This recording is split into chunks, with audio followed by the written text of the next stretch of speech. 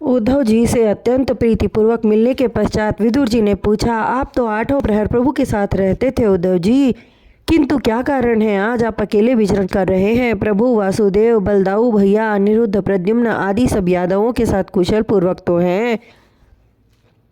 युधिष्ठिर एवं अन्य भाइयों सहित कुंती एवं द्रौपदी कुशल से तो हैं। इतना मैं जानता हूँ कि प्रभु श्री कृष्ण ने पृथ्वी का भार उतारने के लिए मानव रूप में अवतार लिया है और अपनी माया फैलाकर धृतराष्ट्र एवं उनके अधर्मी पुत्रों को बुद्धिहीन कर दिया है। इसलिए है उद्धव, आप केवल प्रभु नंद नंदन का हाल मुझे बतलाने की कृपा करें।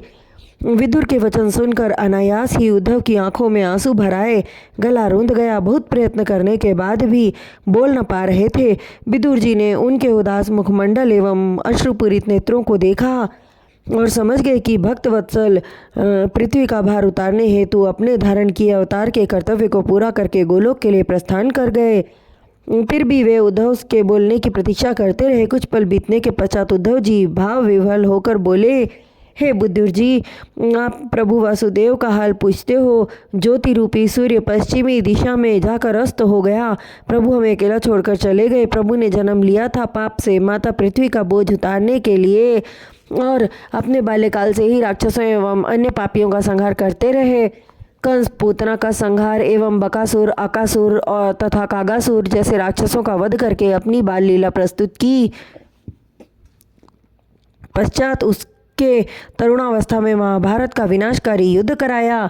सब उन्हीं की माया थी विदुर जी। और अंत में यदुवंशियों का नाश कराने के लिए अति क्रोधी कहे जाने वाले दुर्वासा ऋषि से यदुवंशियों को श्राप दिलवाकर उन्हें आपस में लड़ा दिया, जिससे यदुवंशियों का नाश हुआ तथा तत्पश्चात स्वयं भूलोक छोड़कर वैकुंठ धाम के लिए प्रस्थान कर गए। और जाते समय मुझे बद्री केदार ले जाकर बोले, तुम मेरी चिंता मत करो, यहाँ बद्री केदार में रहकर मेरे नाम का ध्यान करो, तुम्हें अवश्य मुक्ति प्राप्त होगी। एवं उस समय प्रभु ने मुझे अपनी कृपा प्रदान करके जो ज्ञान प्रदान किया उसका वर्णन श्रीमद् भागवत के 11वें स्कंद में लिखा गया है। तब से मैं उनके नाम का ध्यान कर रहा हूँ, प्रभु के नाम की माला जप रहा हूँ।